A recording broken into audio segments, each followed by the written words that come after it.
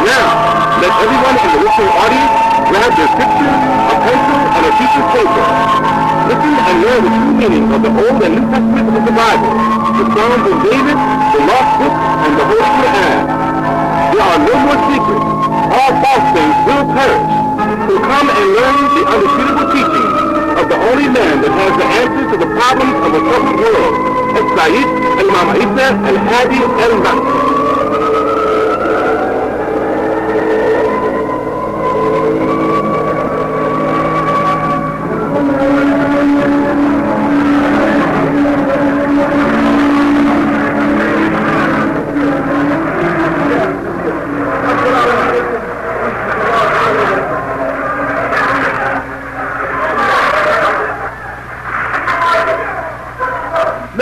أن لا إله إلا الله وحده لا شريك له الحمد لله رب العالمين الحمد لله والي الكريم وصلى الله على الأنبياء أجمعين والمسيح والمهدي والمجدد لنا المرسلين. Are we not the bearers of witness that nothing would exist if Allah didn't create it, and that He is alone and has no part, and that all gratitude is for Allah subhanahu wa ta'ala, the sustainer of all the boundless universes. All gratitude is for Allah subhanahu wa ta'ala, the generous eternal friend, and send salutations of Allah on all of His prophets and His apostles, and on the Messiah, the anointed one, and on the Mahdi, the guide, and on the Mujaddid, the reformer, which was all sent from Allah subhanahu wa ta'ala. We send greetings and we send peace throughout the boundless universe to all. Assalamu alaikum wa rahmatullahi ta'ala wa barakatuh. And now, the true light, featuring Sayyid al-Imam Isa al-Hadi al-Mahdi. Yeah, I used to be down with the Nation of Islam, but Imam Isa, I got a few questions I want to ask you. I wrote down before I got here. One of them, like, how do you really feel about the Nation of Islam under Minister Louis Farrakhan? Assalamu alaikum wa rahmatullahi ta'ala wa barakatuh. Bismillahi ar-Rahmani ar-Rahim. Begin all things with the illustrious name of Allah, the yielder, the most merciful. I'm glad I finally got down to someone asking me this question directly, so it's not misinterpreted and misunderstood. As far as the Nation of Islam, as the followers of our great leader, the most honorable Elijah Muhammad, I feel that it was the best thing that has ever happened to the black man in America and eventually the whole world, when me and Minister Louis Farrakhan, who are now presently in dialogue, can come together as brothers for the betterment of our people.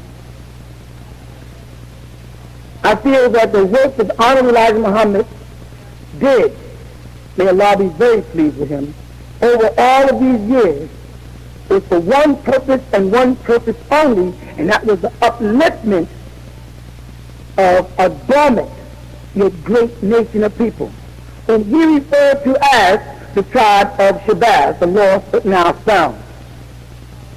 And I refer to as Ishmaelites. When they say Shabazz and I say Ishmaelites, we're saying the same thing. Both times it's referring to the same nation, who are the gods of the planet Earth. I feel that Minister Louis Farrakhan has been betrayed many times.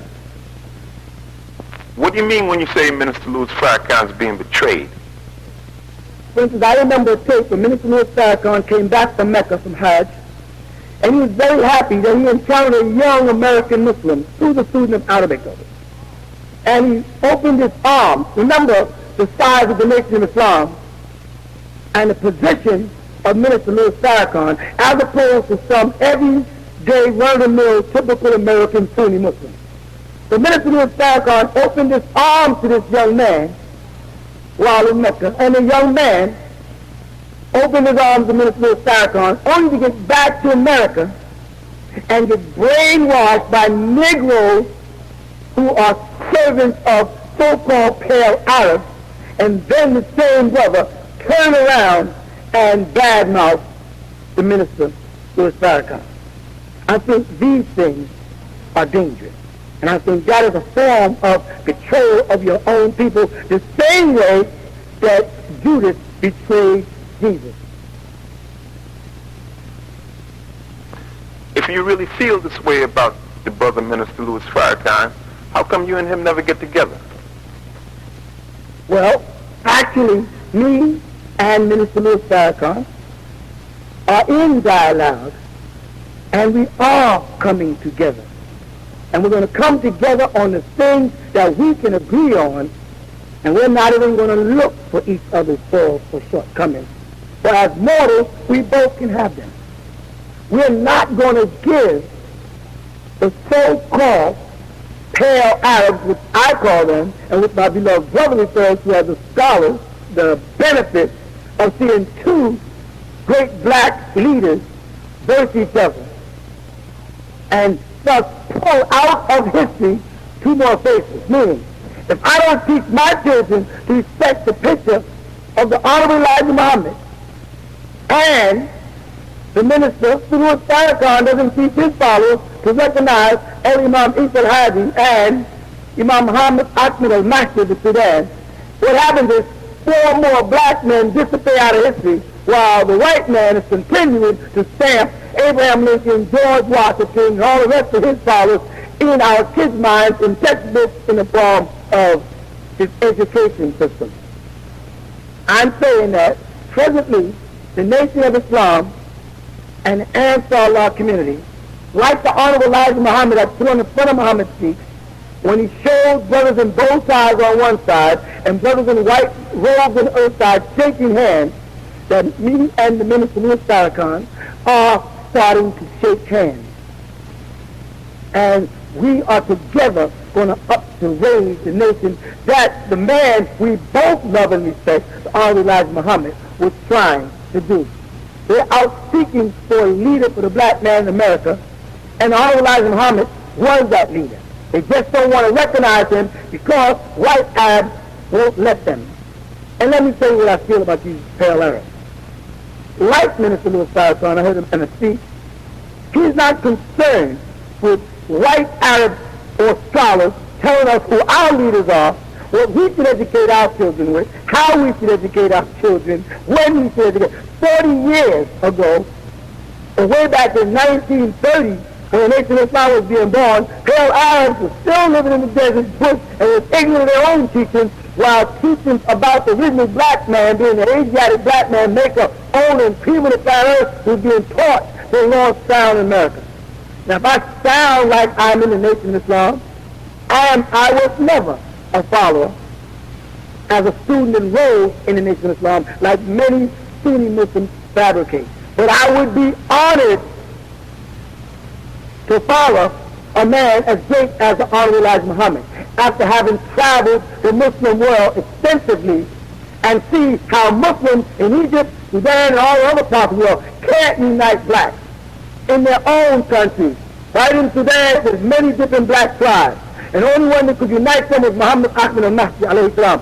After him, all kind of confusion. So for a man to be able to unite black men from all walks of life under one banner, he is a great man. And that great man is Honorable Elijah Muhammad.